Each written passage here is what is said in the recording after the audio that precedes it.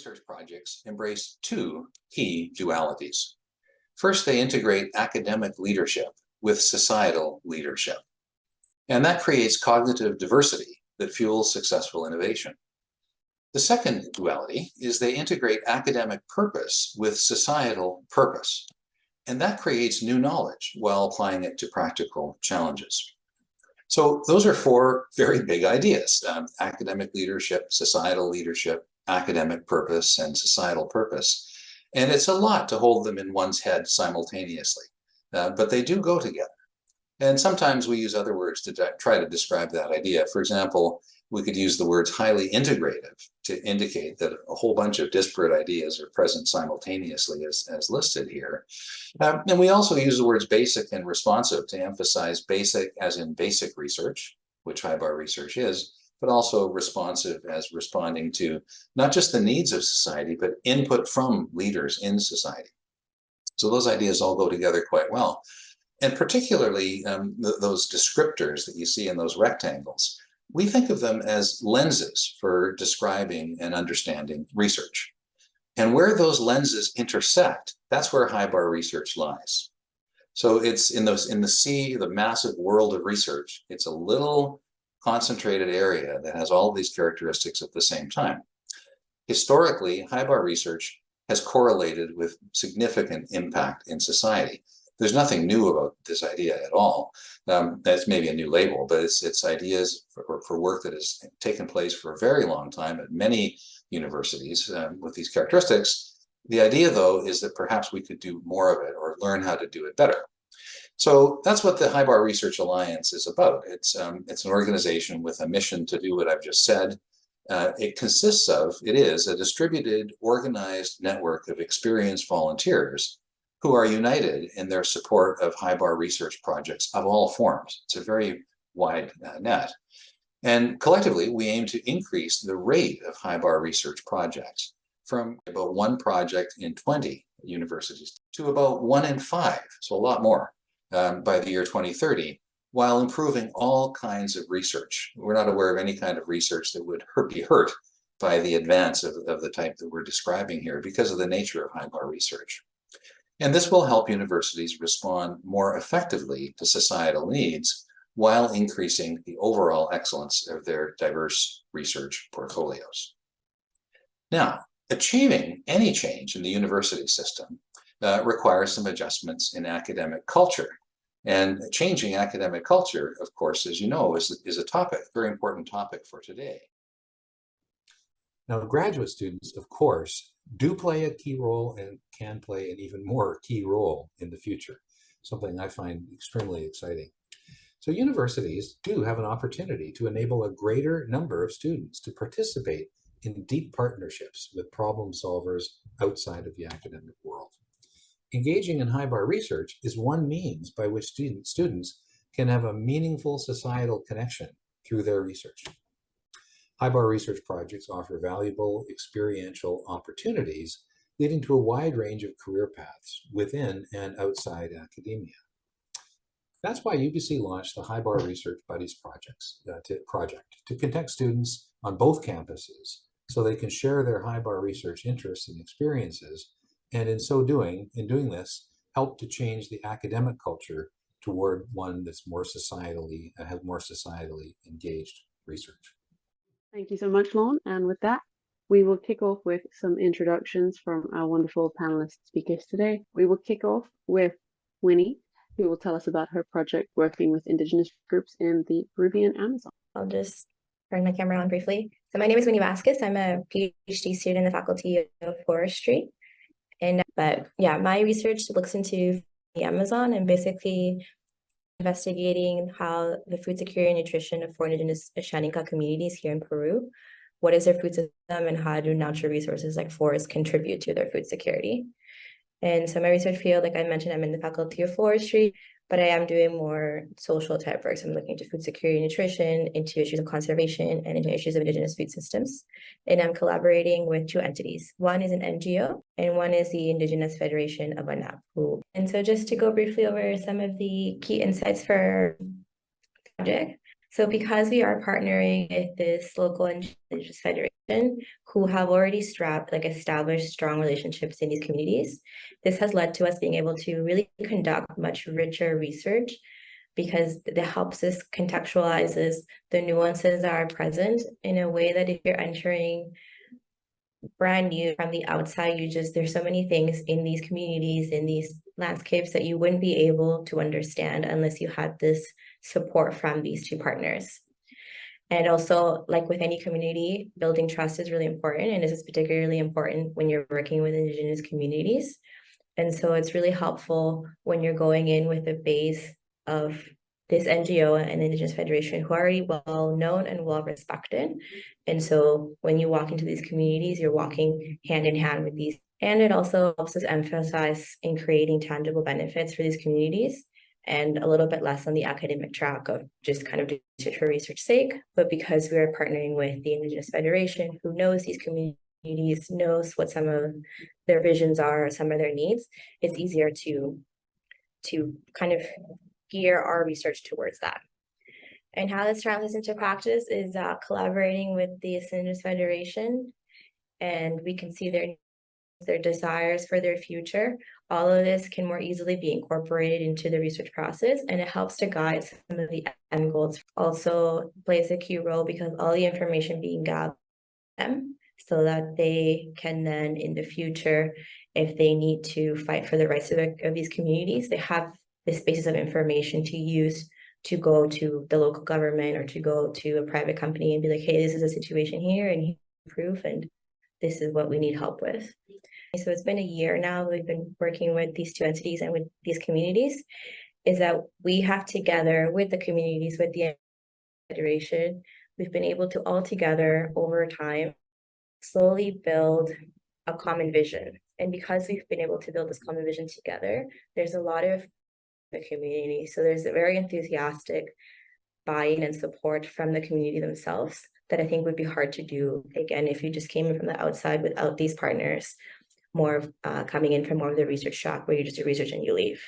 But now, because we do have a common vision, we're able to get them integrated, involved, and excited about this project. We'll move on to Philippe. Hi, my name is Philippe Pambeau. I'm a PhD student in forestry in the Department of Forest Resources Management. The title of my research project is a feasibility study for the UNICITING Indigenous Fire Stewardship Program to generate carbon credits. So there's quite a few things in this title that I'll try to explain briefly. So Indigenous fire stewardship is a practice by which First Nations across the world have been using fire to prevent severe wildfires in the summertime. So in the off season, so spring and fall, when the temperature are right, it's not too dry, it's not too hot. These communities, they use fire, they drop matches in the grassland, which get rid of the fuel to then prevent severe wildfires in the summertime. It also has other benefits, such as changing the species composition of the vegetation to promote certain food that is interesting for them, or medicine, or food for animals. And the current practice that they're doing, so they've been doing this, trying to revitalize this practice because it was forbidden for about 100 years here in Canada. And currently they're facing a few challenges, and one of them is in terms of funding. So they have limited amount of funding, and so they're trying to see some avenues to generate more money for performing this practice, and they're trying to look at carbon credits. And so the scientific assumption here is that by performing this practice, you reduce the probability of severe wildfire in the summertime, and so that reduces the overall forecasted carbon emissions. I am working with 3 different collaborators. So the UNICITING First Nation. So I have direct contact with the EFS program manager, Gathering Voices Society, which is a non-profit organization, and CLAMCO, which is an environmental abatement services. And so key insight for this project is obviously if you're working with First Nation, just as Winnie mentioned, there's a lot of things going on and you need the approval of First Nation. It's very important to focus on not just having what they call helicopter research, where you just focus on the research for the sake of research. We're working directly with the First Nation to align with their goals. This is very important because it's also part of the research question to see if it's feasible, not only technically, but socially. Another key insight of the project working with 3 different partners is a better understanding between the reality and academics. Sometimes there's a clash in between those two, and being able to speak to different people allows you for a better understanding of the different realities. And then easier access to knowledge that is not easily accessible. So for instance, one of my partners, Climeco, they're basically experts in carbon abatement projects. And so they're able to provide me with information that it's very hard to get just from reading papers. And so they have experience in the domain of developing different carbon projects. So this is one of the key insight. And what did I write? Yeah, and then translation to practice outside the academic. So having all these partners made me appreciate more my research and also focus a lot on the practicability of the research, which was an important focus for me. Thank you. Thank you. I'll hand it over to them. Hi, everyone. Great to be here.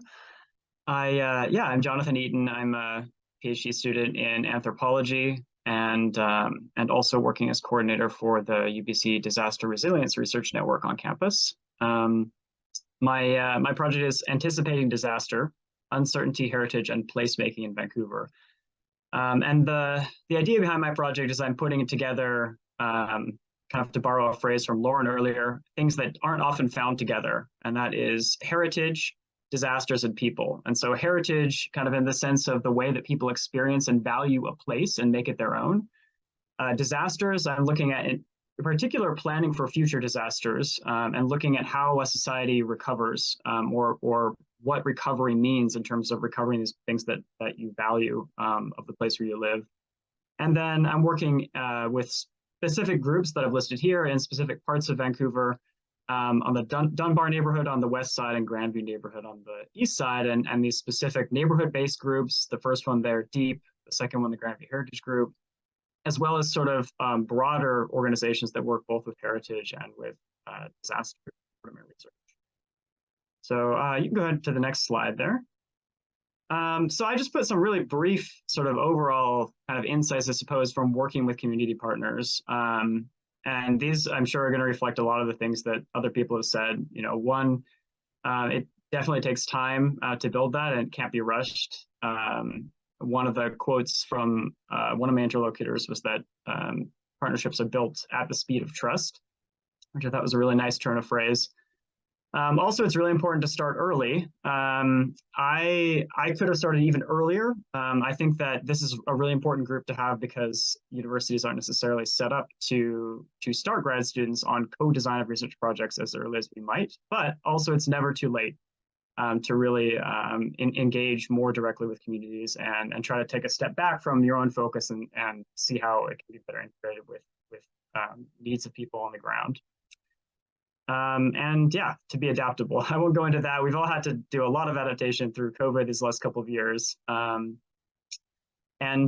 just to kind of wrap up this quick 2-minute thing. In terms of translation to practice, really, I guess my thought there was that it just goes both ways. So, you know, not just translating your research to practice, but really translating the practice into your research.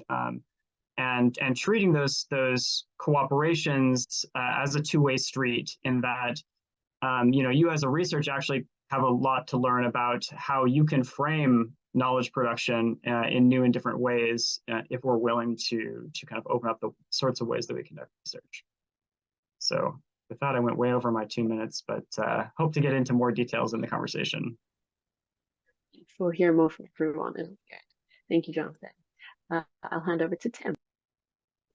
Okay, so my name is Tim. I'm a second-year master's student in computer science, and I'm working on development of image-based AI model for breast cancer risk prediction.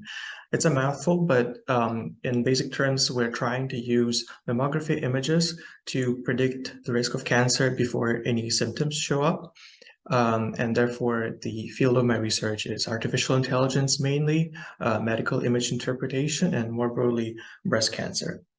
For this project, I am collaborating with BC Cancer Agency, which is a government organization under PHSA, or Public Health Service Authorities. So a couple insights from this project. One thing I understood from the year of working on this is that there are a lot of stakeholders, a lot of different bodies, and they all have their own priorities. So therefore, it is very important to communicate properly and set those values and priorities clearly in order to avoid conflicts and understanding what each party expects. Third thing that I understood is the sense of identity as a student within the broader spectrum of research. Where do I stand as a student in this overall research of breast cancer and artificial intelligence and so on? Some ways in which this translates to my practice. Of course, sometimes you don't feel as motivated to work on your project as usual. That's why it's very useful to talk to people who are directly involved with the project, like people from the BC Cancer, doctors, nurses, because you can see how they are directly interested in it, and it fuels you with motivation and gives you a boost in motivation. Second thing is the domain knowledge. Of course, as a computer science student, I don't have always a clear picture of breast cancer. I don't know much about breast cancer. That is why it's very important to talk to people who do know, and don't be afraid to say that I don't know something and just ask people who do know. That's why talking to people and communicating with people who are experts in the domain is very useful for building accurate and reasonable software. And finally, the opportunities and exposure that I get from working with BC Cancer. Those are the conferences and connections I make with people, and which wouldn't be possible by working internally with UBC. You get much more exposure outside, showing your research and learning about other research in the field. Thank you. Thank you so much, Tim. I'll hand over to Bukola. Hello, everyone. My name is Bukola, and I'm a doctoral candidate at the School of Nursing. And so for my project, I'm focusing on developing a patient-oriented framework to guide the creation and evaluation of Borizafi. Borizafi means overcoming pain, is a combination of two Nigerian languages. So this pain toolkit is meant to educate adolescents who have sickle cell disease on different types of non-pharmacological interventions they can use whenever they have sickle cell crisis. So sickle cell crisis is a very painful episode that people who have this disease experience recurrently. So we are hoping that this intervention would help them. And I would say that if you had asked me about 3 months ago what my project title was, it wouldn't have been this. So my project has changed due to the needs we identified that the patients had.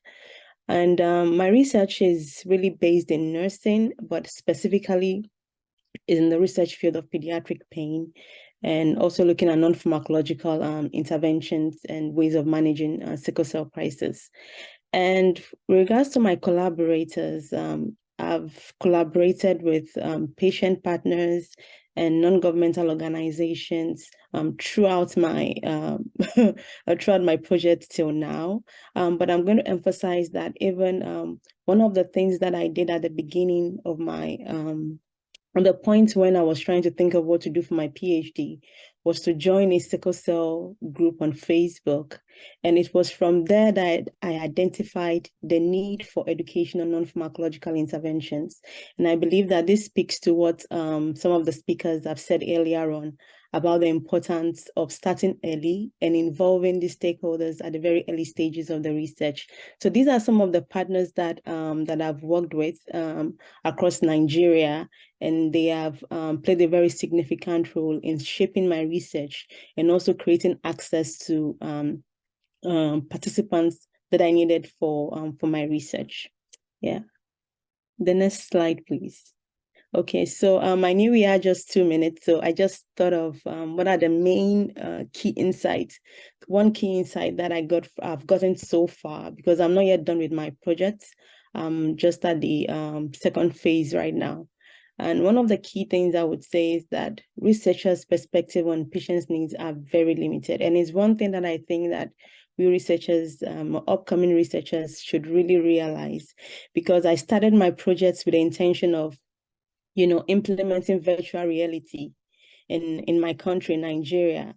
However, when we even spoke to, when I started interacting with patients and reading their posts on Facebook, I realized that VR is not what they need right now. And when we even gave them the option of using a web-based pain toolkit, they were like, they don't want web-based toolkits. They want pamphlets, they want videos, maybe on YouTube. So these are ways that, what we think are useful for patients can be very different from what patients actually want for themselves. And this also moves on to what I'm saying about the translation into practice with regards to how it saves resources by reducing research waste. I mean, I could have gone ahead to do a huge RCT on VR, and at the end of the day, people wouldn't use them because they don't feel that is what they need at this point in time. And that is why it's so important to collaborate with patients from the beginning of the research, so that together we can shape the questions and do something that would be useful at the end of the day. So thank you so much. Thank you so much, Bukola. To Emily. Great, thanks very much. My name is Emily Como, and I'm a third-year PhD student at UBC Okanagan in the Community Engagement, Social Change and Equity program. And I work primarily in Indigenous language revitalization. So in this particular project, I'm working with the Taku River Tlingit First Nation Land Guardians on a Place Names app that will support the Land Guardians' work on land stewardship. So this app will allow guardians and other community members to see and hear Tlingit place names on the land using their mobile devices, but without access to internet or cell service. And this app is an extension of an existing web platform that hosts language resources and stories, as well as a map of Tlingit place names. And it's a really fantastic resource, but since it is web-based, and because there is no access to internet or cell service out on the land, the platform and especially the map are not accessible on the land. So that's how this project came about. The Land Guardians needed a similar resource that they could use on the land when they're doing their work, but that they could access without internet or cell service. And this project more broadly fits within existing and ongoing work in the community around land use, place names reclamation, and language and cultural revival. There's a lot of work around place names reclamation, especially right now. So this sort of tool is going to be really helpful for the Land Guardians in their work, but also community members more generally. And if we could go to the next slide. Oh, sorry, it's really tiny, but it's just a general list of mostly things other people have already said.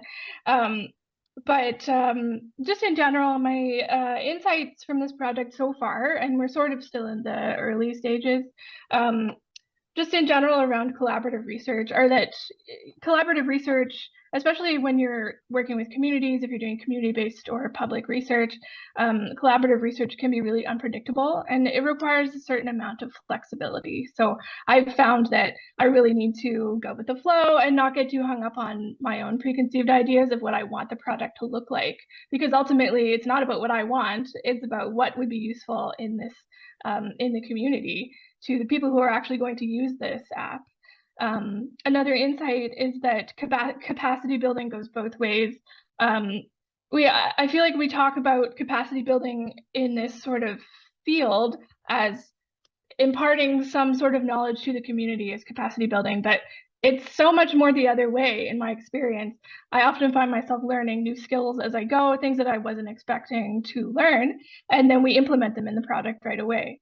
And for me, collaborative research often involves connecting my partners with resources that may be outside of my own expertise, and I have to be flexible enough and open enough to try to help make these connections and to not be too possessive about the project. It's not about the project being mine. It should be open to other researchers, and that will only strengthen the project. So that's sort of my role in this research, is to make this possible in whatever way that turns out to be. It could be bringing in other researchers. It could be learning how to build this myself, and it will be entirely collaborative, because in the end it will be run by the community members themselves. Thank you so much, Emily. I will hand over to Fabiola. Hi, my name is Fabiola. I am a second-year master's student at UBCO in the same program as Emily, the Community Engagement, Social Change and Equity program. And my project is around engaging youth as climate actors. I worked with 2 youth groups in Santa Cruz, California. One was the Youth for Climate Justice Santa Cruz, and one is the University of California Santa Cruz Climate Coalition. So my work is around climate activism, climate justice, specifically in a place-specific context. And we kind of looked at what is the understanding of youth climate actors of climate justice, and how can we look at that in a place-specific context, and what does that mean for action more concretely? So which tools and skills are maybe necessary around framing climate justice in a place-specific context? We can start with the questions, but Fabiola, why don't you tell us about some of the key insights that you've found engaging with your youth climate? Yeah, sure. So one thing that I found was really important, or the 3 things I kind of wanted to talk about and that I had on my slide originally, was the first one would be relationship. In my experience, it was really useful to work with pre-existing or to build on pre-existing relationships with youth groups that I've worked with before. I've been active in climate activism for 8 years now in different contexts. And when I was starting to do this work, I kind of looked to the relationships that I already had, because, as others have also been saying, it takes a lot of time to build good relationships and to build that trust. And one thing, especially being in a master's program, that really helped me is to work with communities that I already had connections to, and that where we already had established trust. The second one I wanted to talk about was reciprocity. So basically thinking about how can the research be reciprocal. And I know a lot of the other panelists have already spoken about this, but concretely how that looked like in my project was that we didn't just design the research project together. It was the methodology I used was youth-led participatory action research, but we also thought about what should the outcomes of this project be, and other people have also been saying that. But also something that I think a lot of people who do community engaged research can relate to is that there's so much that comes up on the way, and you get very involved in the community itself, which is not something that people necessarily plan from the get-go. So for me, that involved hosting workshops for the community, going to classrooms and seminars and speaking about climate activism, just all these things that don't necessarily directly relate to the research, but that can help the community use the resources available. And then the last one would be reflection. It was really useful for me to reflect on my own role and positionality within the research on the way. And I did that by just having a research journal. So that would be something very practical that really helped me in that process. That's fantastic. Thank you so much. Okay, so I do think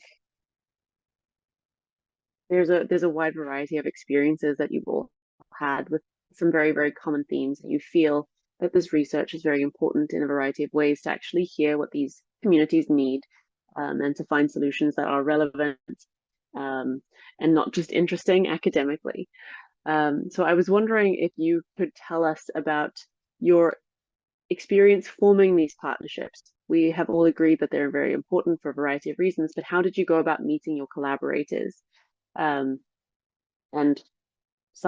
Fabiola, you've just mentioned, relying on people that you already knew, but more broadly, how did you make contact with these organizations to answer? Maybe I can start. For me, my supervisor had already some of these connections.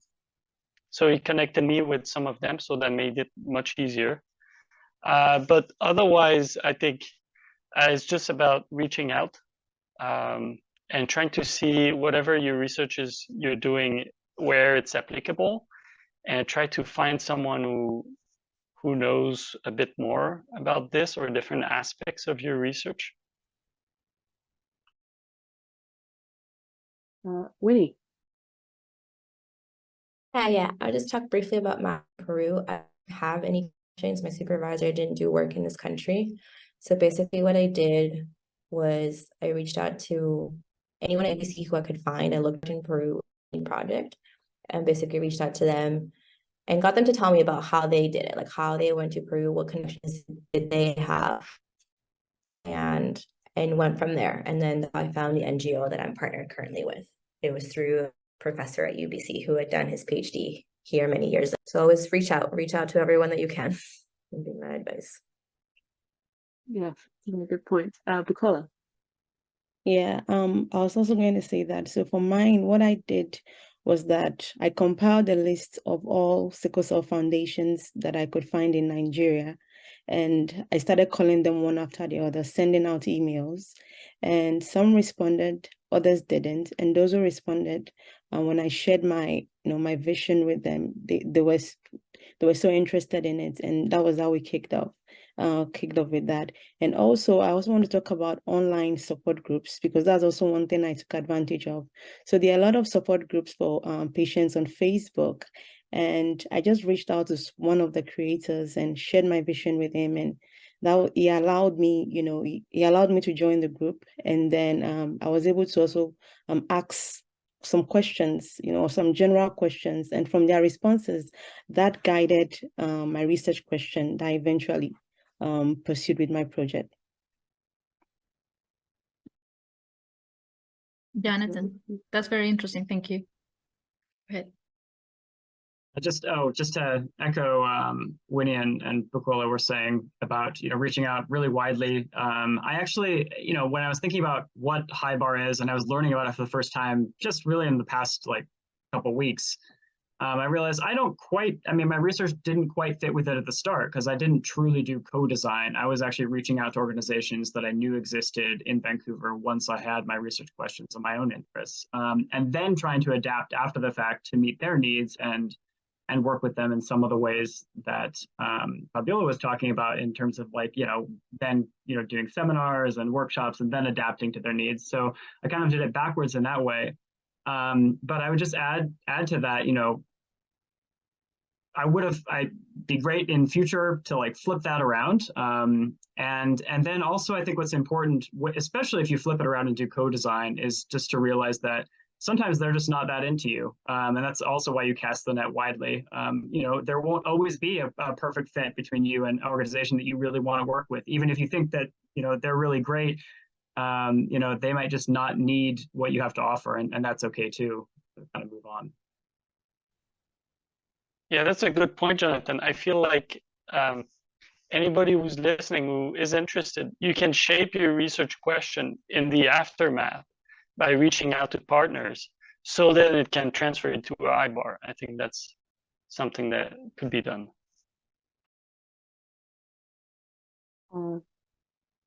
Jonathan mentioned, not actually being liked by a partner necessarily. So how did you go about forming a good relationship with the partners that you do have? Did it evolve naturally because you did have that mutual common interest? Was it just try and try again until you found a partner that did fit?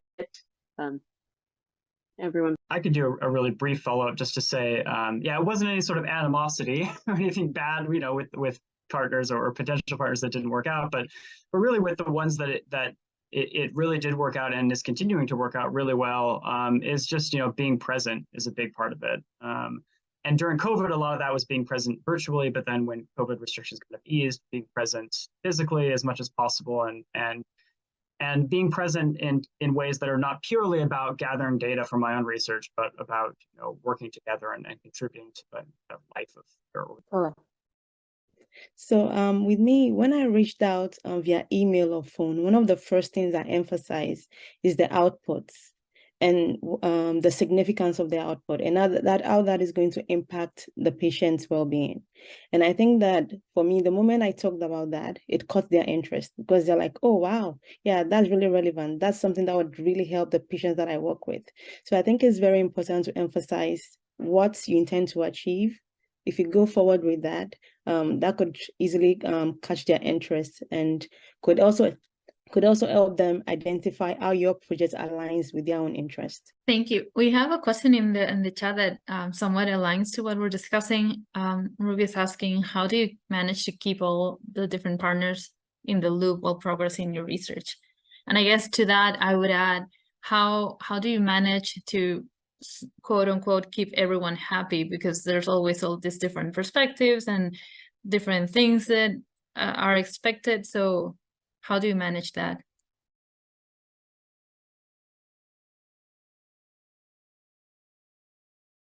And the question's open for everyone who wants to jump in. Yeah, Bukola. So I can just share what I did. So one of the things I did was to have a document, and I had a list of all the NGOs I was interacting with, and I kept track of my conversations with them. So if I needed to contact someone at this point in time, like if during a conversation I said, okay, I'm going to reach out to you at this time, I would write it in that document. So that document kind of served as my reference point at all times. And I believe that when I'm also writing my dissertation, it would also help me because I'll be able to give a report of whatever it is I was doing around that time. So I think that was one thing that really helped. Fabiola. Yeah, I just wanted to add to that, not necessarily talking about how I did that, but one thing that maybe other people can also relate to is that it's also about the frequency of interaction. Because a lot of partners, especially in community-based work, obviously do this either on a volunteer basis, or if people are involved in like social justice work, for example, there's already this expectation that they are doing all their work for free. And they also have their whole life going on. So also something that I sometimes found challenging is to progress with the research while also respecting that this is just something that is an extra task on somebody else's plate, and navigating that on the way is something that I found really important, but also at times challenging. Thank you. I just want to add another question we have from the audience. How would you balance, or previously had balanced, producing academic results while having a practical impact that resulted from the research? How do you balance both of these? So I'll take that question because I would say that my research is more seated in research field of things and academic field. And so I have two supervisors, one of which is in medical physics, another one in computer science. So I think having two supervisors who are in different fields kind of helps you to balance things out, because one of them would make sure that I am producing academic results and that I'm publishing papers and that I innovate in the computer science sense. while another one who works in the hospital, he's way more interested in having an actual impact, like on a local level in BC, in Kelowna, and producing something that would be valuable for doctors, for health practitioners. So that way,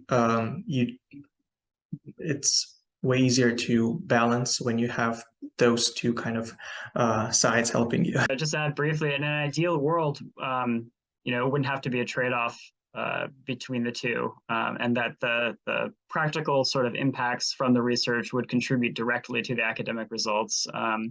And I do know that in some programs that is way easier to do than others. Anthropology, it still doesn't always happen, but anthropology, for example, and some other disciplines in arts are more flexible in terms of things that are co-produced with community partners can actually go into your dissertation, for example, and be a part of that. But I know, yeah, the reality is a lot of times you have to balance it. One way that kind of I faced that is just by taking a really long time to do my PhD. So, that's not an ideal outcome. And yeah, ideally the things would be like even better integrated. Yeah, and I just wanted to add that one thing, when you decide to go and do this type of research, is you have to be open to changes. And for me, as I said, I've had to change a couple of times. But at the same time, it's also important to be conscious that, you need to finish your PhD or you need to finish your master's and not just going on and on.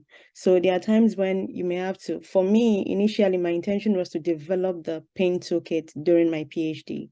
But now, when we did the survey and I realized that I might have to interview other stakeholders to make this toolkit sustainable, I've decided to change that. So I'm no longer developing the pain toolkit in my PhD, but instead I'll do that post-PhD. So it's important to be flexible and just be flexible. For me, it was always important to have some research that is practical, because that's how, research sometimes is done on its separate island. And then you have conclusion of saying, oh, we should be doing this. And that's going to make, let's say, climate change better. But often there's not enough emphasis on how to do it. And so I think it was important for me. And as I started to do the research, I realized it was even more important than I thought. What insights or learnings would you like to share with other graduate students who are just beginning a HIBAR research project? Like, what, in other words, what would you wish you had known before you started? I think I already knew, but come with an open mind. And then don't be shy. Reach out, put yourself in different situation, even if it's outside of your comfort zone, so that you can meet people that may be able to direct you in a different direction, and maybe create connections to collaborate with. And maybe adding to the making connections part, just like look around you and look at your existing networks and also think about what was it that actually brought you to this research or this topic in the first place? Because once you revisit that and you kind of go back to what made you care about it in the first place, you'll probably already see connections to people or organizations or other researchers that you can explore. And I just, one thing that, I really kind of would take to heart, I guess, starting out, and especially if I started again, was kind of what Tim said earlier, which was, don't be afraid to admit that you don't know. We really come into, I feel like everyone comes into higher education with a little bit of an ego. We all want to know, we want to find out things and be the one who knows things. But yeah, when you really have to be open to that idea that actually, you don't know when you come to community partners, and that's why you're going to them, actually, is because they're experts in what they know. Emily, go ahead. Thanks. Yeah, just to build on what Jonathan was saying, I think it's also important to be really honest and upfront about your abilities and your intentions when you're meeting with partners, and that's just across the board. You should do that, but you should also be honest with yourself about what you're actually capable of doing. And another piece of advice I wish that I heard more as a beginning researcher is to set boundaries and to stick to them as much as possible, because it's really easy to take on more than you should, especially when you're really passionate about your work, like most of us here, I think, are. Very good point. Winnie? Yeah, I just wanted to reiterate some of what had already been said, particularly the being patient and being flexible is such a big one, particularly working with community. Knowing that everything takes time, it always takes even longer than I think one anticipates. And then the other, to get involved, if you're already working with a partner and they invite you to an event, a meeting, to go do something, like if it's within you have time, if you have the resources, like yourself, even when you don't think it directly, go towards your research, because sometimes in the end you'll be surprised and you'll learn something that in the end will be really, that was definitely my case. I tried to say yes to basically everything they asked, and in the end, now 1 year later, I'm seeing how each of those things has helped me to understand the bigger picture. So be curious. Very good point. You never know what follows if you don't actually take the chance. And it's always nice to see where those roads down the line. I think we are at 5:04, so I will thank everyone for attending today and for sharing your experiences with us, because there's been a lot of very different fields and a lot of very different kind of routes of getting there, and a lot of different research areas, but a lot of overlap in how you have all dealt with having to adapt to the real world more than just the academic classroom and sitting in front of a computer and doing research in a box. So once again, thank you to all our speakers. Virtual hand clap to all of you. And thank you so much once again, and thank you to all our attendees for joining us today.